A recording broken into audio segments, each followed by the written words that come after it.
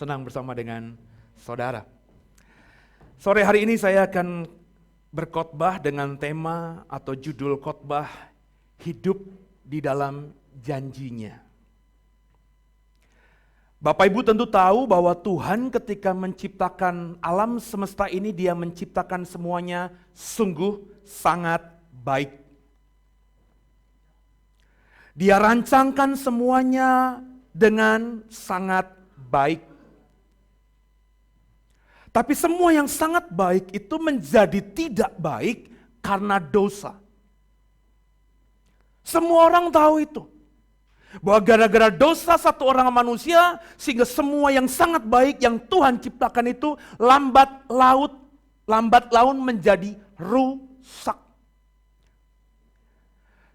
Tapi meskipun dunia ini semakin rusak, Bapak Ibu biji mata Tuhan, kebaikannya terus berlaku sampai saat ini, bahkan sampai nanti akhir zaman. Kebaikannya itu berlaku dalam bentuk janji-janjinya terhadap kita. Itu makanya saya selalu berharap sungguh Bapak Ibu benar-benar mengerti setiap janji Tuhan. Itu kenapa saya berharap sungguh Bapak Ibu benar-benar mau hidup di dalam janji Tuhan itu. Apa sih untungnya Pastor kalau hidup dalam janjinya Tuhan itu? Di Alkitab kita ini ada beberapa tokoh Bapak Ibu yang dengan jelas Alkitab katakan hidup di dalam janjinya Tuhan. Abraham. Siapa yang tidak kenal Abraham? Dia ketika keluar dari Ur Kasdim cuma bawa badan, bawa istrinya, bawa Lot keponakannya. Alkitab tidak berkata lebih soal hal itu. Jadi jangan menafsirkan dia bawa kekayaan, dia bawa budak, dia bawa barang-barang semuanya. Saudara, Alkitab tidak ngomong itu. Alkitab hanya berkata dia bawa istrinya Sarah dan juga bawa keponakannya Lot. Tapi ketika dia sampai di tanah perjanjian, dia hidup dalam janjinya Tuhan. Bahkan raja-raja di sekitar tempat tinggalnya takluk sama Abraham. Ingat ketika Lot ditangkap, Raja Sodom, Sodom saat itu tuh kota adidaya, negara adidaya. Semuanya raja-raja hebat itu kalah sama Abraham yang tidak pernah menabiskan dirinya sebagai raja. Artinya Abraham diberkati Tuhan luar biasa ketika dia hidup dalam janjinya Tuhan. Cuma satu Pastor. Bapak Ibu ingat Nuh. Bapak Ibu ingat Daud. Bagaimana Daud ini ketika diurapi jadi raja, dia hanya dalam bentuk anak-anak kecil yang mukanya masih kemerah-merahan, Alkitab katakan. Tapi ketika dia hidup dalam janjinya Tuhan, kita tahu bagaimana Tuhan mengangkat Daud ini dari nobody menjadi somebody.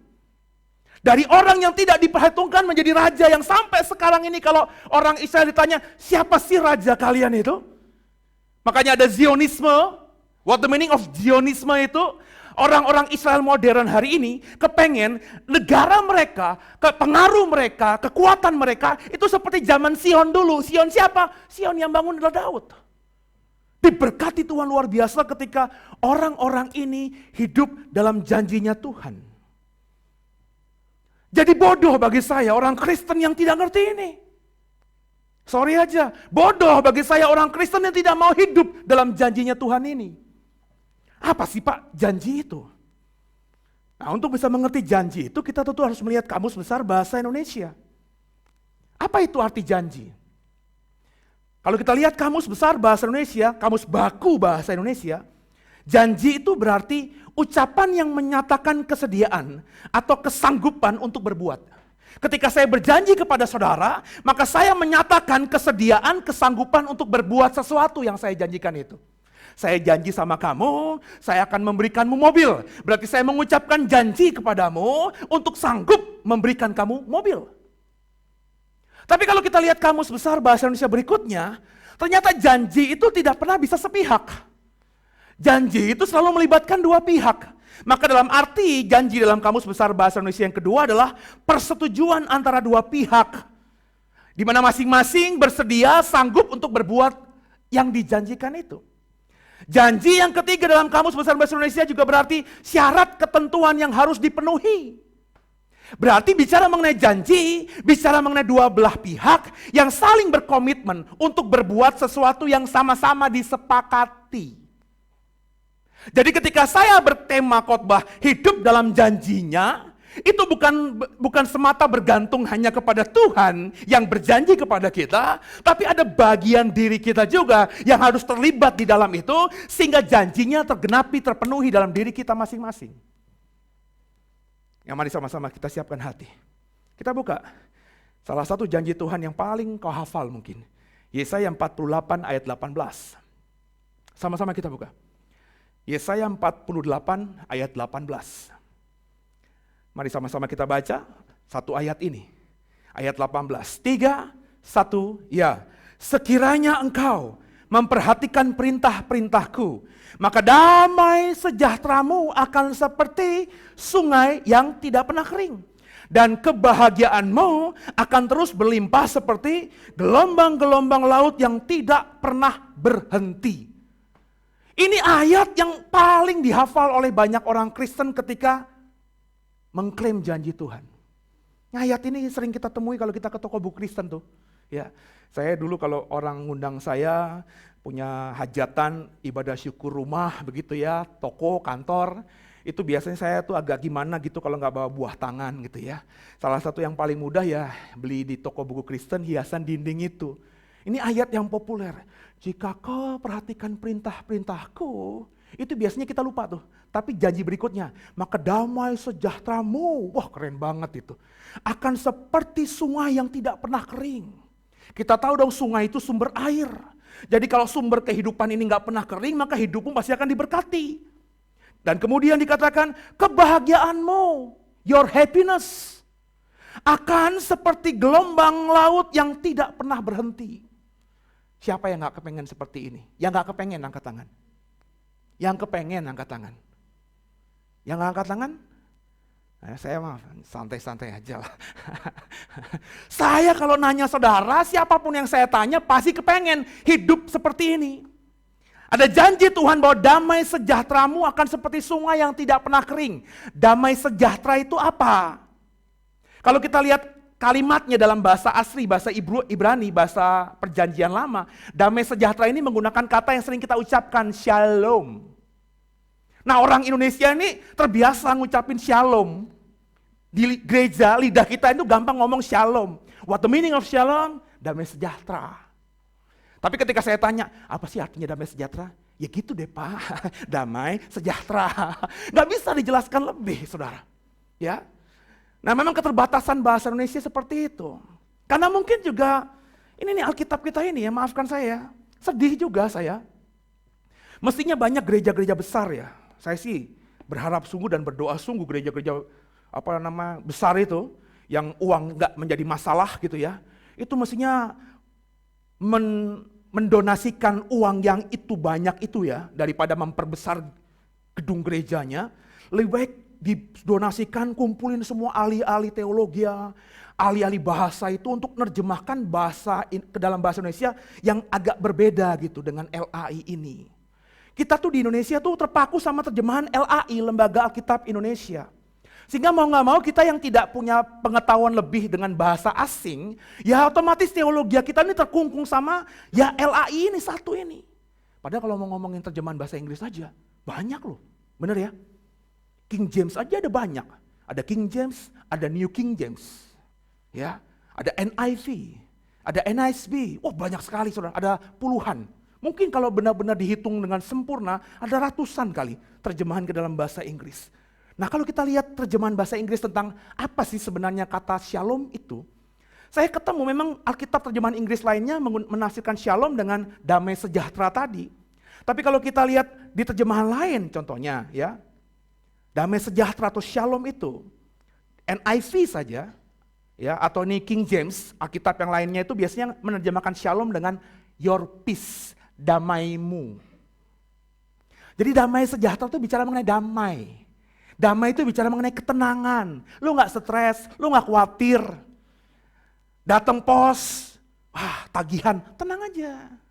Ya, datang telepon dari yang nagih-nagih utang tuh apa tuh? Nah, tuh pengalaman tuh ya. Debt collector diteleponin, santai aja, nggak stres, nggak emosional. Dia nadanya tinggi juga kita santai aja. Kenapa? Damai. Siapa nggak kepengen begini? Ketemu cuma telur ceplok dibagi 4 karena kita nggak punya uang, damai. Ketemu babi bukan cuma sepotong tapi seekor kita bisa beli, kita guling sendiri, damai. Berapa banyak sekarang yang makan enak aja masih bisa merasakan damai? Bener nggak? Ada Palasmana nggak di sini? Nggak ada ya? Palasmana tadi kita makan babi di samping dia nggak makan babi. Kenapa? Ya saya sudah menghindari kaki 4 katanya gitu. Oh bahaya dong gue deket-deket lo, gue bilang gitu kan. Karena gue kaki 2 kan. Dia kan pemakan kaki 2 saudara. Makanya saya bilang sama teman-teman nanti kalau kita pergi kemana-mana jangan tidur sekamar sama Palasmana. Ya karena dia pemakan kaki 2 gitu ya. Nah saudara di biji mata Tuhan, kekasih Tuhan, damaimu. Kemudian ada terjemahan lain, terjemahan NASB. New American Standard Bible, itu saya suka sekali. Menerjemahkan kata shalom itu dengan terjemahan Inggris, your well. Hal-hal yang baik, aduh. Enak gak sih? Kalau hal-hal yang baik yang kita mimpikan itu akan terus terjadi seperti sungai yang tidak pernah kering airnya. Hal-hal yang baik, your well. Bukan itu saja janji Tuhan. Nggak berhenti di situ, masih tolong munculkan lagi ayat 18. Ada kalimat berikutnya. Dan kebahagiaanmu. Kata kebahagiaan di sini menggunakan kata Ibrani sadakoh. Sadakah. Kalau saudara menguasai sedikit bahasa Arab, sadakah dalam bahasa Ibrani ini mirip dengan sadakoh dalam bahasa Arab.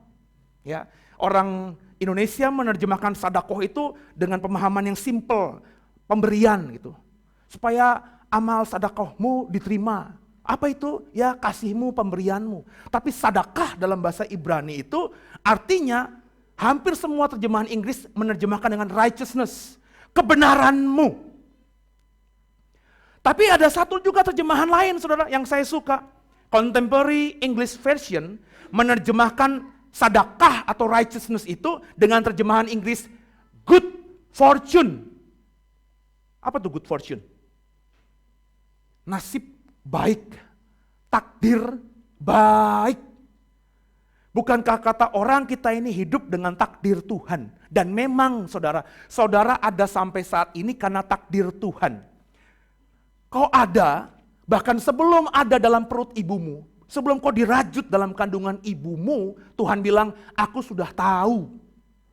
Maka saudara, kalau saudara benar-benar mengerjakan hal ini, kau akan dapat berkat Tuhan, janji Tuhan dalam hidupmu. Apa itu? Your fortune, nasib baik akan terus menyertaimu seperti gelombang laut yang gak pernah berhenti. Terjemahan yang lainnya, International Standard Version. Sedekah diterjemahkan bukan cuma righteousness, bukan cuma diterjemahkan sebagai good fortune, tapi diterjemahkan sebagai your success. Jadi saudara, kau bisa sukses, kau bisa berhasil, kau bisa menjadi orang tanda kutip kata orang dunia, itu bukan karena kau hebat, bukan karena kau pinter, bukan karena kau kuat, bukan karena kau sehat, tapi Alkitab saya ngomong, bukan saya loh, Tuhan yang ngomong loh. Your success akan seperti gelombang laut, Seno, yang gak akan pernah berhenti. Memang gelombang laut gak pernah berhenti. Kau akan bisa seperti itu. Itu janjiku padamu. Nah, orang Kristen tuh senang dengar janji Tuhan seperti ini. Tapi tahukah saudara, bahwa setiap Tuhan berjanji, Tuhan tuh menuntut syarat sebelumnya. Inilah yang abai dipahami oleh kelompok Kristen di luar sana. Sehingga orang Kristen di luar sana tuh paling senang cuma mengklaim janji Tuhan. Aku percaya hidupku akan diberkati seperti sungai yang tidak pernah kering airnya. Aku diberkati seperti gelombang laut yang gak pernah berhenti. Orang Kristen kalau doa begini sambil bersyukur, mukanya berseri-seri gitu. Seolah-olah habis mengklaim janji Tuhan ini, maka berkat Tuhan akan tercurah atas hidupnya dia. Gak salah sih kalau orang Kristen beriman seperti itu.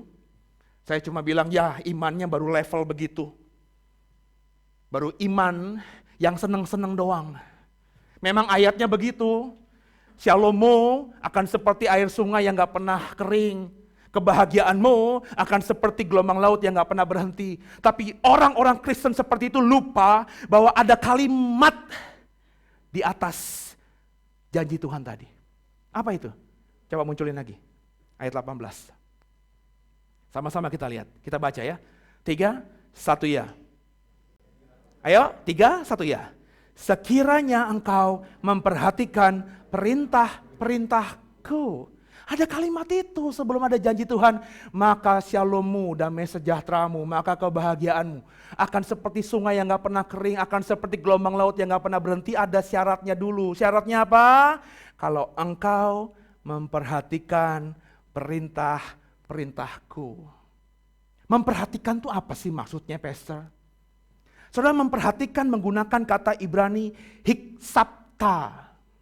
Hiksapta ini diambil, dikembangkan dari kata dasar kasap. Saya nggak tahu bahasa Sunda kasep itu diadopsi dari kata kasap ini apa tidak.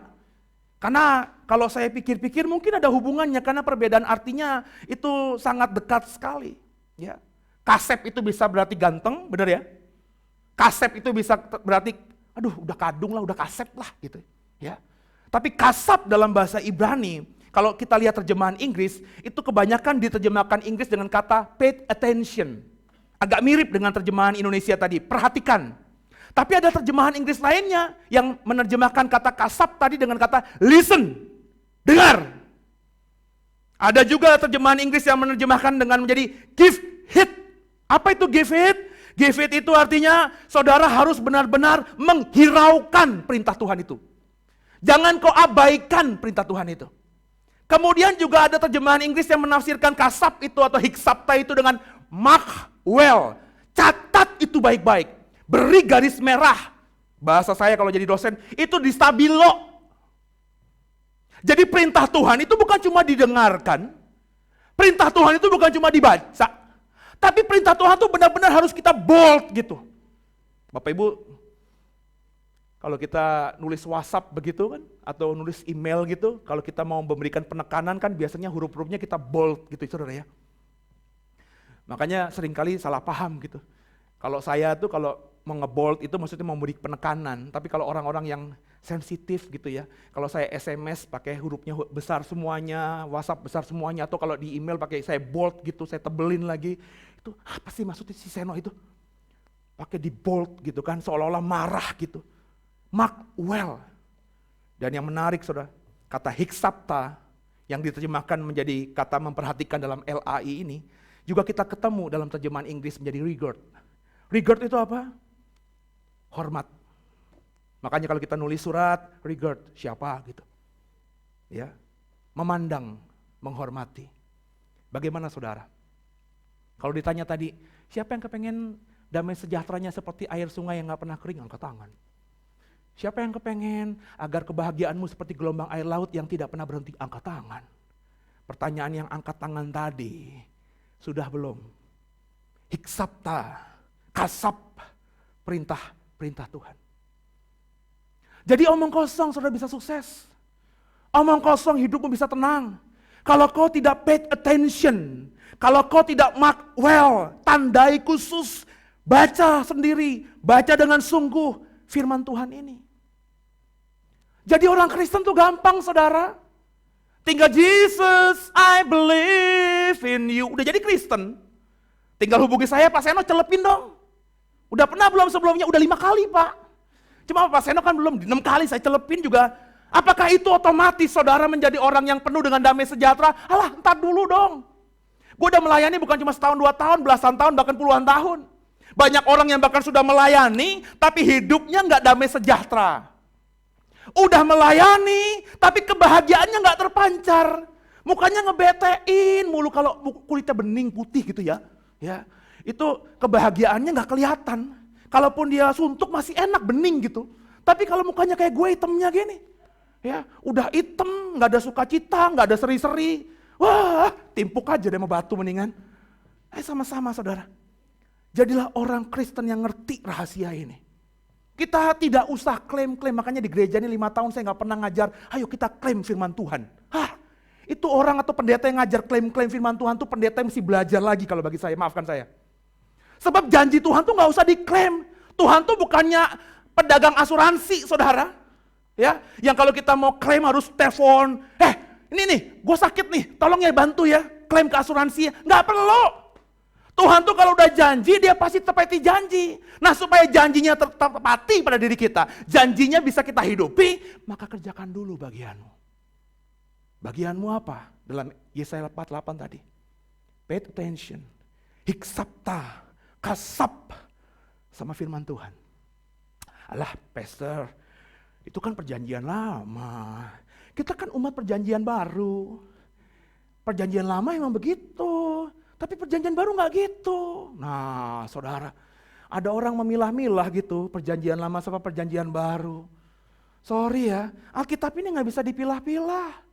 Ya namanya Alkitab ini ya ada perjanjian lamanya, ada perjanjian baru. Kalau Tuhan lewat rasul-rasulnya sudah bersabda, pokoknya hidupin aja perjanjian baru, maka Tuhan pasti ngomong juga, matikan tuh perjanjian lama, udah buang aja perjanjian lama. Tapi semua bapak-bapak gereja gak pernah meniadakan kejadian sampai Maleaki. Artinya apa? Apa yang Tuhan sabdakan di perjanjian lama itu masih berlaku.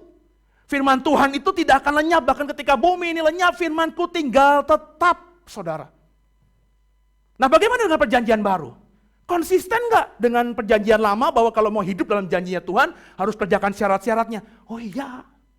Yang mana pastor? Coba kita buka satu ayat yuk. Yohanes 15 ayat 7. Ini ayat juga sangat populer. Yohanes 15 ayat 7. Haleluya. Sama-sama kita baca ya. 3, 1, ya. Jikalau kamu tinggal di dalam aku dan firmanku tinggal dalam kamu, mintalah apa saja yang kamu kehendaki dan kamu akan menerimanya. Coba di sini jujur ya, iya di atas ya, tidak di atas tidak, selebihnya dari setan. Siapa yang pernah doa begini? Tuhan, aku butuh A, B, C, D, E, terus koma. Bukankah kau yang berjanji?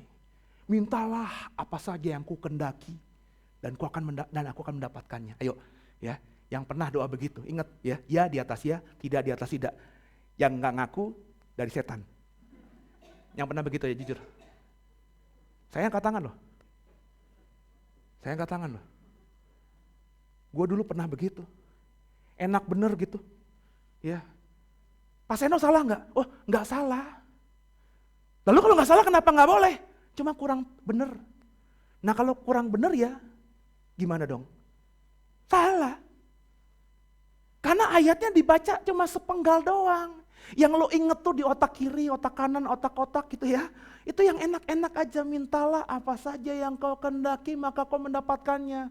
Makanya orang Kristen tuh pokoknya, Tuhan aku minta mobil, aku minta rumah, aku minta pesawat, aku minta rumah Tuhan, tapi jangan pintunya cuma 2 ya, pintunya 15, maksudnya punya kontrakan-kontrakan juga tuh. Ya. Mintanya semau dewe gitu loh saudara. Apakah itu yang Tuhan mau maksudkan? Apakah dengan kita mengklaim janji Tuhan, kita akan diberkati dengan apa saja yang kita minta, kita terima? Nanti dulu, coba lihat kalimatnya, kalimat atasnya tadi. Jikalau kamu tinggal di dalam aku, dan firmanku tinggal di dalam kamu. Ada kata tinggal 2 kali diucapkan, diulang di ayat yang sama. Saya dosen hermeneutika, ilmu tafsir Alkitab. Saya sudah mengatakan bahwa Alkitab ini sebenarnya gampang untuk dimengerti. Pokoknya kalau kita ketemu satu kalimat, kalau kita ketemu satu ayat, kalau kita ketemu satu pasal, kalau kita ketemu satu perikop, ada kata, ada kalimat yang diulang lebih dari 2 kali, itu artinya ditekankan sama yang nulis.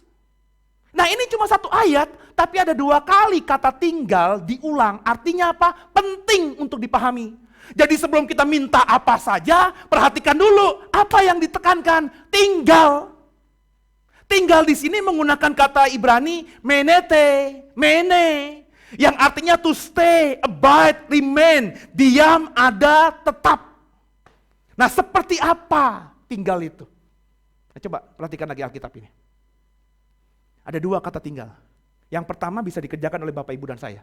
Sangat mudah. Jikalau kamu tinggal di dalam aku. So apa sulitnya tinggal dalam Tuhan? Bukankah Tuhan pernah berkata, kalau kau percaya padaku, maka kau sudah tinggal dalam aku. Semua orang Kristen bisa. Karena orang Kristen selalu berkata begini sama saya, Pak Seno, Pastor, saya ini Kristen sampai mati. Ditawarin apapun saya tolak. Nehi si medikete kuci-kuci hotai. Pokoknya Pak Seno ya, kalau dibelah dada saya ya, dilihat ya Pak Seno, ada tulisannya loh pakai huruf merah. I love Jesus. Kalau Pak Seno ambil stetoskop ya, rekam degup jantung saya, bunyinya tuh gak seperti orang-orang kafir itu loh, deg-deg itu orang kafir. Kalau saya, love Jesus, love Jesus, love Jesus. Sampai dokter saya tuh kaget-kaget loh.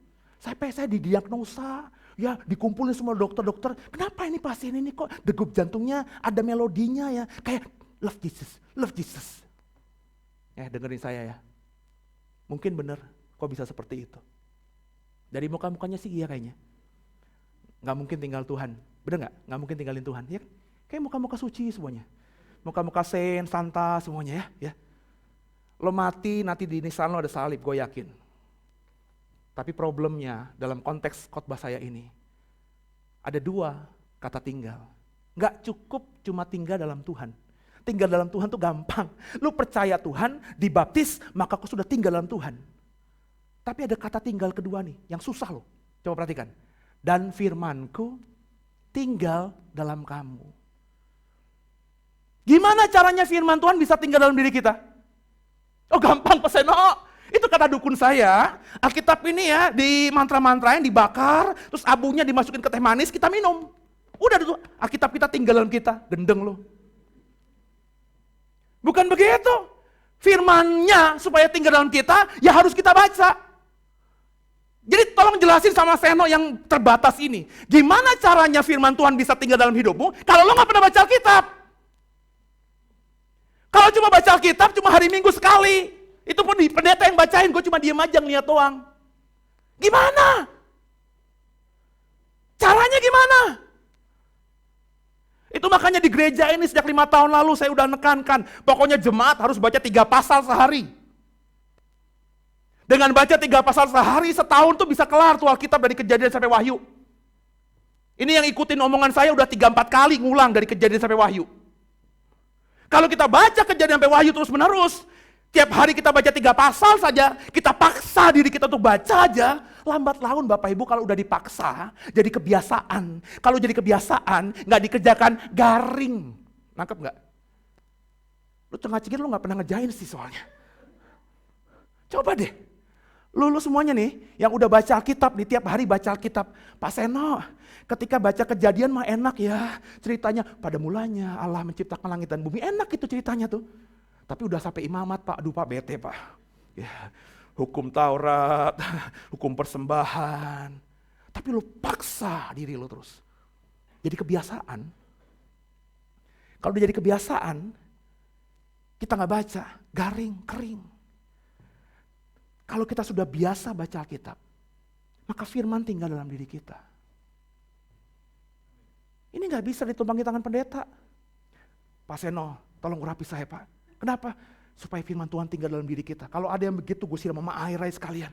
Gimana caranya gue pendeta doain lo supaya firman Tuhan tinggal dalam diri lo? Gak bisa lah. Ada gak ayatnya? Pernah gak Tuhan Yesus begitu? Pernah gak para rasul begitu?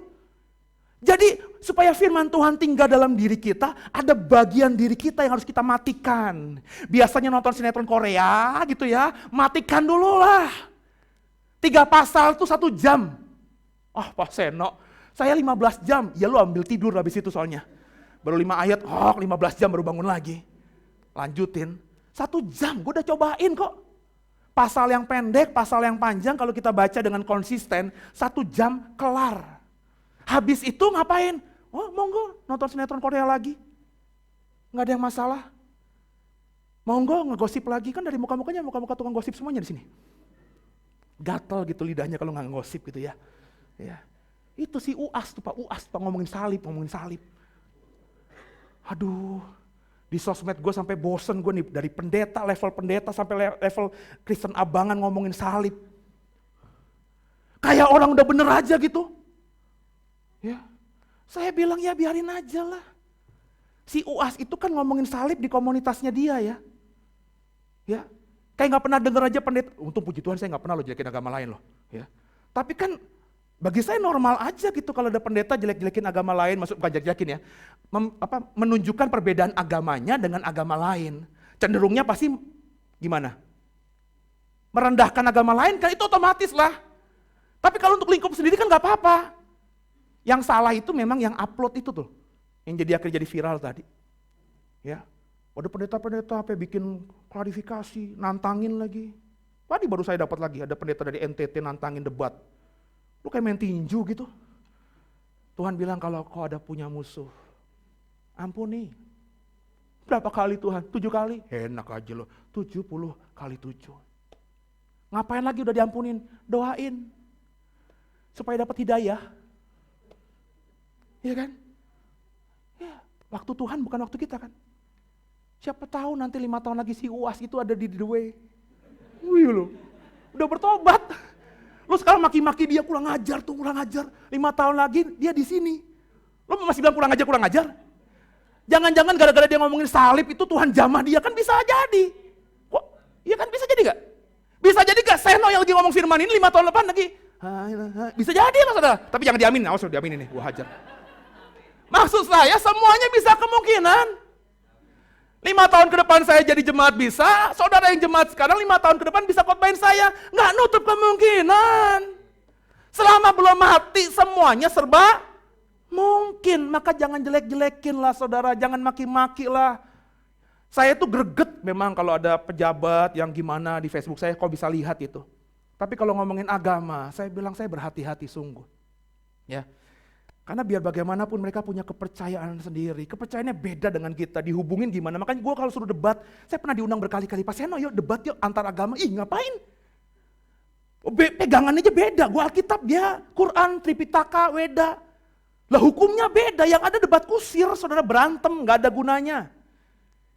Kecuali kalau Pak Seno, kita debat di restoran yuk. Maksudnya debat siapa yang paling banyak makannya, pendeta atau ustadz. Oh gue mau tuh. Ya, gue mau. Tapi kalau debat agama, ya ampun. Tapi kalau sharing, oke lah. Tapi kalau debat, saudara, yuk sama-sama kita belajar. Jadilah orang yang tinggal dalam Tuhan dan firman-Nya tinggal dalam kita. Nah tinggalnya gimana? Lihat konteksnya. Yohanes 15 itu konteksnya soal pokok anggur. Yesus pokok dan kitalah carangnya. Ingat lagu sekolah minggu itu? Nah tinggal itu diibaratkan Tuhan lewat perumpamaan pokok anggur itu. Jadilah carang anggur yang melekat atau tinggal di pokok anggur yang benar. Nah ini konteks anggur ini banyak disalahpahami sama orang Indonesia Bu. Kenapa? Di Indonesia ini jarang orang punya pohon anggur, benar nggak? Kalaupun punya belum tentu berbuah, benar nggak? Kalaupun berbuah, nggak pernah gue lihat dengan mata gue di Indonesia ada orang punya pohon anggur, anggurnya berbuah sampai bertandan-tandan. Nggak bisa, kenapa? Tanahnya beda. Orang Indonesia tuh kalau ngomongin pokok anggur tuh mikirnya pohon mangga gitu. Pohon nangka, pohon rambutan, beda. Jenis pohonnya aja beda. Anggur itu pokoknya nggak gede kayak pohon mangga gitu, kecil. Nah dia tuh rantingnya banyak, makanya kalau kita lihat di Google aja, kalau kau nggak ada kesempatan lihat pohon anggur di Perancis sana gitu ya, di Google, dengan kita ke Google kita sudah ke Perancis sana. Kita tahu tuh petani-petani anggur tuh biasanya habis punya pokok anggur yang bagus, kemudian carangnya tuh digantung sama bambu-bambu gitu. Supaya rantingnya ini hanya melekat pada dia. Kalau ada ranting yang panjang menjuntai ke bawah, sampai ke tanah, maka langsung dipotong sama si petaninya. Nggak ada carang anggur yang sama petaninya diizinkan nyentuh tanah. Karena kalau nyentuh tanah berarti si carang ini bergantung penuh sama tanah juga. Tanah itu adalah sumber pokok yang lainnya, nggak bergantung sama pokok anggur ini. Nah saudara, kalau saudara melekat pada pokok anggur yang benar, carang yang melekat pada pokok anggur yang benar, memang pasti berbuah. Jadi isunya Yohanes 15 ini bukan berarti berbuah apa tidak. Siapa yang mengaku dirinya adalah carang anggur yang benar dan Yesus adalah pokok anggurnya? Boleh angkat tangan. Enggak ada. Jadi lu carang setan semuanya. Ini darah Yesus. Gue nanya bener, gue sedih loh gue deh. Gue nanya lagi ya, tolong denger deh. Siapa di sini yang merasa dirinya carang anggur dan Yesus pokok anggurnya? Boleh angkat tangan. Alhamdulillah, makasih Tuhan. Ternyata cuma gak denger aja tadi ya. Dengerin Seno ya. Kalau kau carang anggur dan Yesus pokok anggurnya dan kau melekat sama dia, kau pasti berbuah. Gak ada carang yang tidak berbuah ketika melekat pada pokok anggur. Jadi isunya bukan berbuah atau tidak. Masa sih Pak orang Kristen tuh berbuah Pak kalau udah bertobat? Lo kalau udah jadi Kristen berubah pasti bertobat, berbuah. Paling gak dengan ucapan kan? Kalau udah jadi Kristen kan ngucapnya enak tuh, shalom. Bener gak? Kalau udah jadi Kristen berubah sikapnya. Ya, karena firman Tuhan mengajarkan kasih, maka kalau dipepet orang yang tadinya haleluya gitu kan jadi berubah. Jadi isinya bukan berbuah atau tidak. Kalau kau baca sungguh Yohanes 15, carang yang melekat pada pokok anggur yang benar supaya tidak dipangkas, tidak dipotong. Carang ini, ranting ini bukan cuma harus berbuah, sudah berbuah dia, tapi berbuahnya harus lebat. Berbuahnya harus apa? Lebat. Sekarang ukurannya ini. Saya balikin sama semua saudara di sini. Kau yang paling tahu dirimu sendiri. Apakah kau sudah berbuah lebat atau tidak? Itunya makanya Alkitab katakan dalam Yohanes 15, kalau sudah berbuah tapi gak lebat, dipangkas. Sebagai carangnya Tuhan, kita harus berbuah, bukan cuma sekedar berbuah, tapi berbuahnya lebat. Dinikmati. Kalau buahnya cuma satu, si petani doang yang menikmati. Ih manis ya pokok anggurku ini buahnya hasilnya. Tapi kalau buahnya lebat, dia bisa menghidupi keluarganya, dia bisa jadi berkat bagi banyak orang. Ketika buah itu diperas jadi anggur yang manis, dia bisa bikin pesta, orang yang datang ke pestanya bisa menikmati, jadi berkat. Makanya firman Tuhan katakan, kau harus jadi terang, jadi garam, berdampak pada dunia ini. Kalau cuma berbuah, buahnya gak akan bisa berdampak, cuma satu kok. Lu punya pohon mangga, buah cuma satu, bisa jadi berkat buat se-RT gak? Gak ada. Jangankan se-RT, suami kita aja kadang-kadang gak dapat. Suami udah bilang, ntar sore gue pulang ke Jambil ya. Si istri bilang, kalau diambil laki gue gak makan nih. Ya, dia langsung ambil siang-siang, dimakan sendiri. Mana? Udah macodot Pak. Tapi kalau buahnya banyak, jangankan laki lo. Dia makan bukan sampai gitu. Sampai lihat ke toko buah di total itu udah enak aja sama mangga. Kenapa? Di rumah gue udah makan mangga. Siap 2 jam 5 mangga. Kau bisa bagi ke tetanggamu. Siapa di sini? Oke, diem aja. Nggak pernah ya bagi buah ke tetangga. Kelihatan dari muka-mukanya. Lo punya buah diembat sendiri ya. Bagi sama tetangga. Bagi sama pendetamu. Itu yang paling penting. Kekasih Tuhan, biji mata Tuhan. Jadi setiap janji ada syarat. Alah Pak Seno, cuma 2 ayat di Alkitab. Emang ada ayat lain di mana janji Tuhan tuh selalu diikuti dengan syaratnya dulu. Wih, saya berani ngomong nih. Saya nggak pernah meneliti satu persatu ya, tapi saya pernah punya buku di mana penulisnya berkata, di Alkitab kita ini ada ratusan janji Tuhan. Dan pendeta ini yang meneliti itu berkata, bahwa semua janji Tuhan selalu diikuti sebelumnya dengan syarat. Cuma yang orang Kristen sering hafal, yang sering dipakai, dibaca, diingat, cuma ya janjinya doang yang enak-enak itu. Salah satu contoh, coba kita buka yuk. Tolong dibuka, Ulangan 28 ayat 13. Ini juga gue yakin nih ayat yang sering kau pakai kalau kau doa. Lagi punya pergumulan gitu, ayat ini dipakai. Ulangan 28 ayat 13. Tolong dimunculkan. Yuk bersama saya, 3, 1, ya. Tuhan akan mengangkat engkau menjadi kepala dan bukan jadi ekor. Engkau akan tetap naik dan bukan turun. Enak ya? Siapa yang pengen jadi kepala bukan ekor, angkat tangan? Wih, yang mau naik gak pernah turun, angkat tangan. Wih, makanya doa aku percaya Tuhan. Anak muda nih ya, kalau retret ya. Aku percaya sambil nangis lagi, masa muda aku jadi kepala, gak pernah jadi ekor. Naik gak pernah turun, wah keren banget lah kayaknya. Tapi berhenti di situ. Seolah-olah full stop, titik gitu, padahal koma. Komanya apa? 3, 1, ya. Apabila engkau kembali mendengarkan perintah Tuhan. Bukan cuma mendengarkan perintah Tuhan Allahmu, koma lagi. Yang kusampaikan hari ini bukan cuma itu saja, koma. Dan kau lakukan dengan setia. Jadi kalau dihubungkan ayat-ayat tadi, kalau kita baca tadi di Yesaya, Shalommu, damai sejahteramu, kebahagiaanmu akan seperti sungai yang gak pernah kering, seperti gelombang laut gak pernah berhenti kalau kau mendengarkan, pay attention dengan perintah Tuhan. Nah kalau dihubungkan dengan ulangan ini bukan cuma mendengarkan ternyata, tapi juga melakukannya. Bukan cuma sekedar melakukan. Kalau melakukan semua kita bisalah. Kalau kau disakiti orang, berikan pipi kirimu. Ketika kau ditampar pipi kanan, saya sudah bisa berikan. Tapi sekali, karena kebetulan yang menyakiti kita, pasangan kita. Bisalah memaafkan pasangan kita. Tapi kalau tangga kita, entah dulu Pak Seno. Dia berikan, ditampar pipi kiri saya hajar. Apanya? Dua-dua pipinya. Sudah perhatikan baik-baik. Kalau kita baca tadi, bukan cuma mendengarkan, bukan cuma melakukan, tapi melakukannya dengan setia. Hai istri, tunduklah sama suamimu. Udah kau lakukan kan? Yang sudah melakukan angkat tangan. Istri, hai istri, kau harus tunduk sama suamimu. Yang sudah melakukan angkat tangan. Ini Raja Yesus. Wah ini zina semuanya nih. Warrior princess nih. Suaminya digarok sama dia semuanya. Bisalah melakukannya ya, tunduk sama suami ya. Ketika awal bulan. Ketika gajian. Ketika gajian ya, suami tuh pulang kerja, sini yang sepatunya aku bukain, kaos kakinya dibukain, udah kaos kaki udah seminggu masih dicium-cium, bau loh kaos kakiku. Aduh baumu itu tetap aja indah Pak. Kalau awal bulan. Baru kopi aku bikinin ya. Nasi goreng langsung dilayani. Tapi lakukanlah dengan setia. Ketika nanti suatu waktu Tuhan izinkan suamimu gak bisa ngapa-ngapain lagi. Sorry ya. Udah stroke.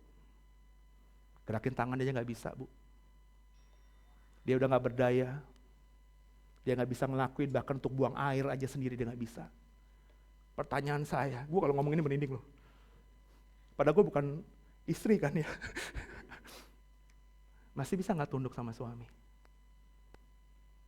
Hai suami, kasihlah istrimu yang sudah mengasihi istri, angkat tangan. Gila ada ya, waduh, darah Yesus Tuhan. Ini jemaat apa? Jemaat setan nih Tuhan. Mengasihi istri. Bisa. Kalau istri siapin kita makanan enak ya. Dipijitin habis pulang kerja ya. Dimandiin pakai air panas, lu ngebunuh suami lu, tau gak kalau dimandiin pakai air panas? Air anget. Kadang-kadang dulu tuh zaman sekarang udah ada itu ya water heater ya. Zaman dulu tuh saya dengar pendeta tuh kalau khotbah berapi-api. Saudara kalau jadi istri yang melayani suami, ya maka layani suami dengan sungguh. Ya, suami pulang dari kantor, siapin air panas buat dia mandi. Gila air panas.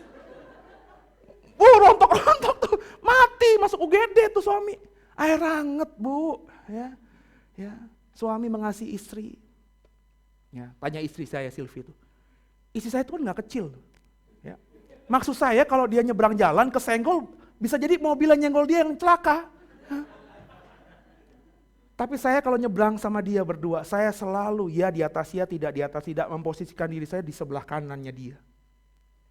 Karena saya tahu firman Tuhan katakan, hai suami kasihlah istri seperti Kristus mengasihi jemaatnya, rela mati buat jemaatnya. Maka suami itu harus rela mati buat istri. Saya selalu ngajar, coba ajak nyebrang jalan besar. Tuh, habis di depan Giant tuh ada jalan raya besar tuh. Ya. Tapi jangan pas lampu merahnya, kalau lampu merahnya kita nyebrang enak. Ya. Jadi agak ke teras kota dikit gitu saudara. Ya. Teras kota ada jembatan penyeberangan, jangan di situ tapi di bawahnya. Ya. Pokoknya langgar firman Tuhan untuk menggenapi firman ini. Ya. Lihat posisi suamimu berdiri di mana. Jangan-jangan kalau dia berdiri kalau suamimu berdiri sebelah kanan, maka kalau ada yang wing nabrak, laki lo yang mati duluan. Itu berarti suami yang benar-benar mengasihi istri, rela mati. Kalau begitu, bersyukurlah kau punya suami seperti itu. Tapi kebanyakan suami gak begitu. Ketika ngajak nyebrang, dia sengaja memposisikan diri sebelah kiri. Sambil berdoa, ya Tuhan ini waktunya Tuhan. Udah 15 tahun sama perempuan ini Tuhan. Aduh, bawel, gak pernah mandi, gak pernah sikat gigi. Dasarnya bolong-bolong. Aduh Tuhan, dah ini waktunya ambil Tuhan. Pas plak, alhamdulillah. Kekasih Tuhan, biji mata Tuhan. Belajarlah mengerjakan. Ya. Pak Seno, itu lagi kan perjanjian lama lagi, perjanjian lama lagi. Perjanjian baru mana? Coba kita buka satu ayat terakhir. Matius 28 ayat 20. Ayat yang juga sangat populer. Matius 28 ayat 20. Yuk kita buka yuk. Matius 28 ayat 20. Kalimat yang terakhirnya. Dimulai dari kata dan. 3, 1 ya.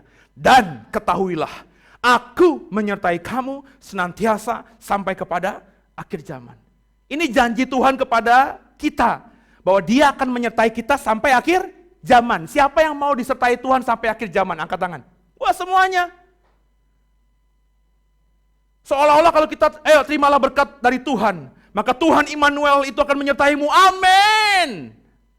Saudara, nanti dulu. Ini kalau kita baca baik-baik konteks dekatnya, Yesus itu lagi ngomong hanya kepada 11 muridnya. Bukan kepada yang lain.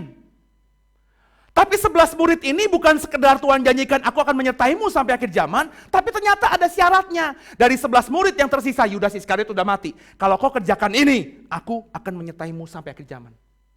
Kalau kau mau disertai Tuhan sampai akhir zaman, lihat ayat 19-nya, kemudian baca lagi ayat 20-nya.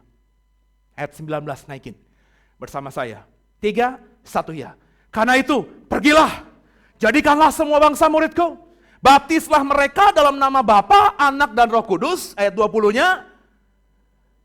Dan ajarlah mereka melakukan segala sesuatu yang telah kuperintahkan kepadamu. Dan ketahuilah, aku menyertai kamu senantiasa sampai kepada akhir zaman. Jadi janji bahwa akan disertai Tuhan sampai akhir zaman hanya berlaku bagi murid-muridnya Tuhan. Yang mengerjakan perintahnya, apa itu? Pergi. Waduh, benar Pak Pendeta. Nanti malam saya mau pergi dari rumah. Kenapa? Gue udah kesal sama keluarga. Bukan itu. Pergi dari gereja, tinggalin the way. Bukan itu. Pergi di sini bicara mengenai, lu gak bisa jadi orang Kristen yang cuma di kamar, doa, berlutut, angkat tangan, menyembah Tuhan. Saya tidak bilang itu tidak penting. Masuk kamar, berdoa, baca Alkitab, menyembah Tuhan itu penting. Tapi pentingnya hanya untuk dirimu. Supaya iman kita bertumbuh, iman kita naik, dan akhirnya kita bisa mengerti apa mau Tuhan. Tapi ekspresi dari kita masuk kamar, lipat tangan, doa, baca Alkitab, menyembah Tuhan itu apa?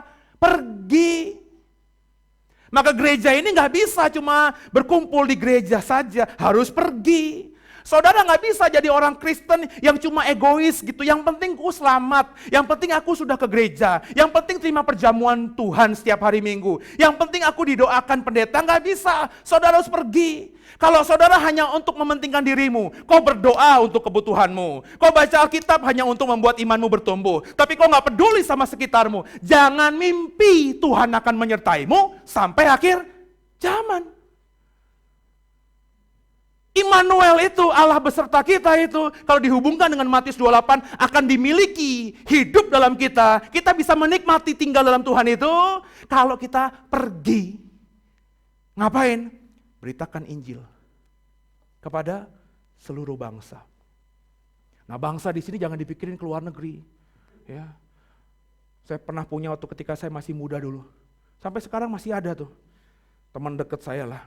Mamanya sering telepon saya. Sen, itu temen lu tuh, dikit-dikit uang. Saya bilang, temen saya yang mana? Ya anak gua lah, kata dia gitu kan. Lah emang kenapa kalau di kampus baik-baik aja kok, kuliah juga keren kok. Ya dia sering minta duit, katanya mau pergi ke luar negeri, ngapain? Menginjil. Dia berpikir pergi jadikan semua bangsa muridku itu harus ke luar negeri. Gelo, emaknya stres, jual propertinya. Jadikan semua bangsa, kata bangsa di situ bukan berarti kita harus keluar negeri loh. Bangsa itu ya paling tidak kalau kita artikan dengan sempit, ya orang yang berbeda ras dari kita, berbeda suku dari kita. Makanya gereja ini kan agak variatif gitu. Kalau kau lihat, saya sadar saya hitam. Ya. Maka ketika Tuhan perintahkan, Sen, layani aku, rintis gereja. Yang saya cari pertama itu bukan orang Jawa. Karena Jawa sudah saya wakili. Yang saya cari orang apa? Orang Batak pertama. Karena meskipun muka gue Batak, gue bukan Batak. Orang tuh gak ada yang percaya gue orang Jawa, tau gak lo? Pasti kalau ketemu saya tuh ya, marga apa Le? Marga apa? Gak ada yang percaya saya orang Jawa. Oh sorry, bukan adalah kita ya, bukan. Famu apa? Dipikir saya orang Ambon. Ketika saya, bapak saya Klaten, ibu saya Kediri, bohong lu. Lu nama gue Suseno. Mana ada orang Batak Suseno? Ya. Nah saudara, jadikan semua bangsa, saya cari orang Batak. Yang saya cari berikutnya apa? Orang Chinese. Nah, saya punya cerita nih, saya bukan rasis ya. Kalau saya rasis, nggak ada orang Batak di sini, nggak ada orang Cina di sini. Ya. Saya punya teman, beberapa bulan lalu, minta saya untuk membantu dia ditabiskan jadi pendeta, gerejanya ditabiskan. Saya datang ke sana. Ketika saya datang, saya lihat asar yang nyambut saya orang Batak. Saya masuk, saya duduk, ibadah dan mulai. Singernya Batak semuanya. Tahu dari mana? Mukanya kotak-kotak semuanya. WL-nya Batak kelihatan banget.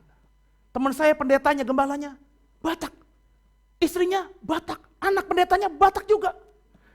Jemaatnya, iya anak pendetanya Batak juga lah ya. Masa orang anak Cina gitu kan, berarti anak adopsi dong. Ya. Jemaatnya Batak juga. Yang saya langsung ambil, habis saya ibadah, saya bilang, bro, lu nih, gue kayak masuk ke planet lain di sini, saya bilang gitu. Semuanya Batak, bukan nggak boleh Batak. Tapi lihat dong, Alkitab katakan, pergi, jadikan semua bangsa muridku. Maksudnya gimana? Ya lu cari orang Cina satu kek. Gimana caranya? Ya lu di pinggir jalan sama orang Cina, tarik aja lah ada pokoknya. Ya lu dandanin masuk ke gereja jadi asar gitu. Supaya apa Pastor? Supaya apa Pastor? Supaya kalau ada orang Chinese masuk ke gereja lo, nyaman. Karena ada orang Chinese juga jadi asar, jadi pelayan Tuhan. Dengerin gue lah, saya bilang gitu. Meskipun umur kita gak jauh, pengalaman penggembalaan gue dan pelayanan gue lebih banyak daripada lo.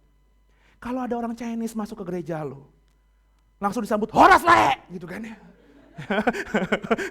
WL-nya semuanya Batak, ngobrol Batak. Dia minder lah.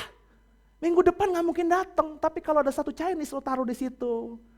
Terus ngomong, wah nyambung dia.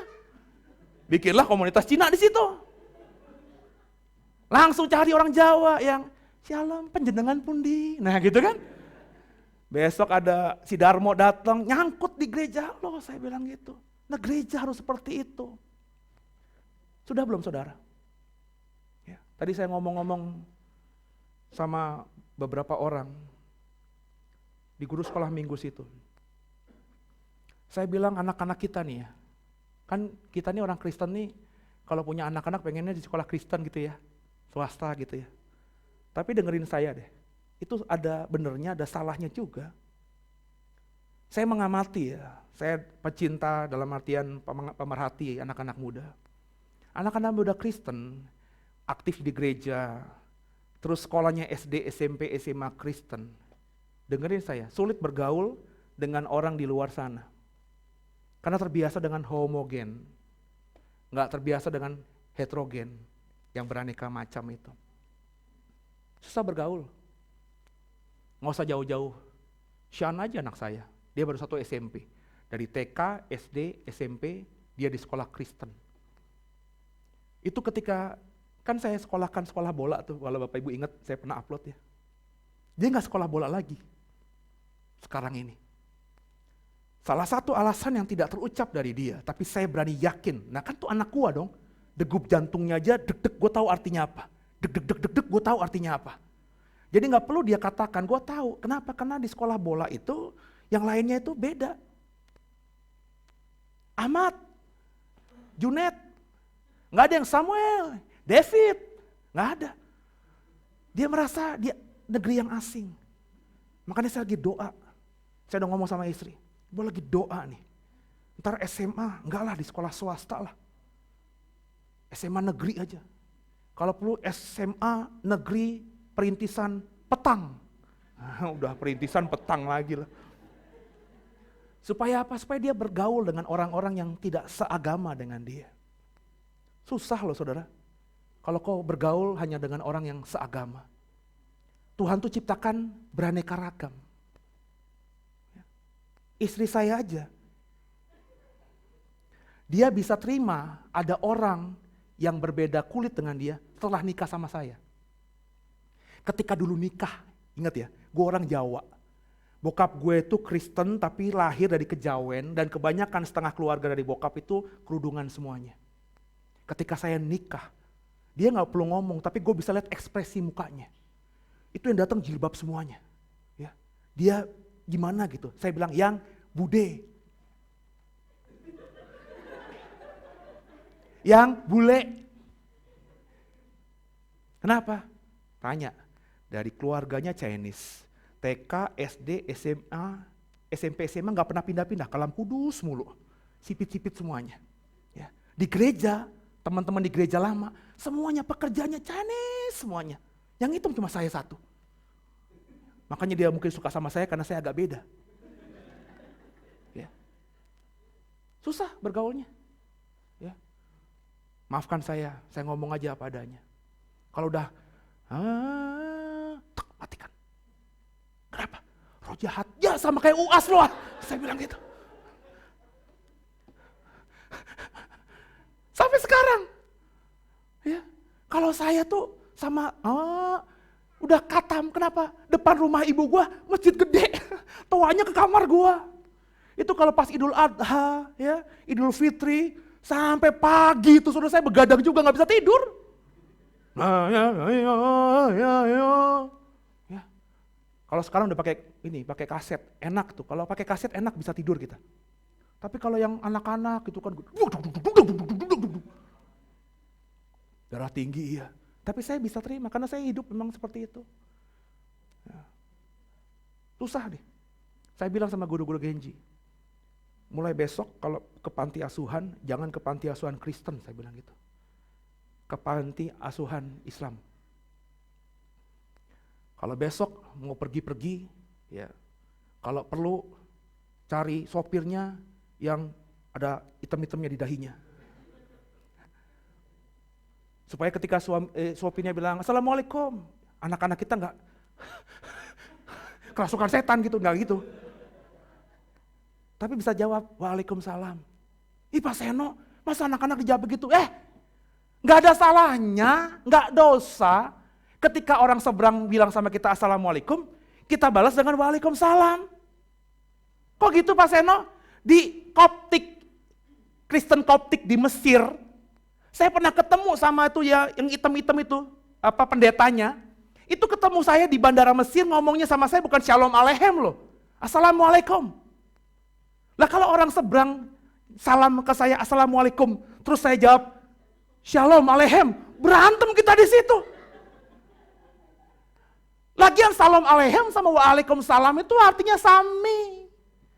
Assalamualaikum, damai sejahtera untukmu. Shalom Aleichem, sami. Dibales, Waalaikumsalam, damai sejahtera juga untukmu.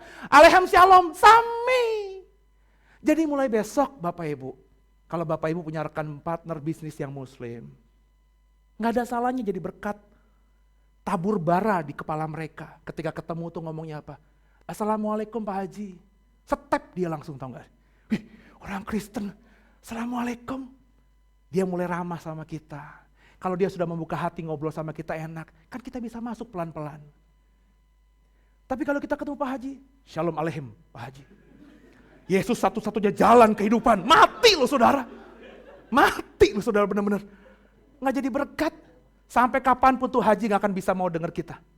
Nangkap saudara? Kita belajar sekarang ini. Kerjakan bagian kita, maka Tuhan akan mengerjakan bagiannya. Kalau bagiannya Tuhan sudah kita alami dan kita hidup dalam janjinya Tuhan, kau akan diberkati Tuhan luar biasa. Apa yang namanya hidup di bumi seperti di surga, bukan mimpi, bukan isapan jempol, tapi fakta. Semoga saudara paham, supaya mengerti, dan kerjakan dalam hidup kita masing-masing. Haleluya. Tundukkan kepala kita, doa.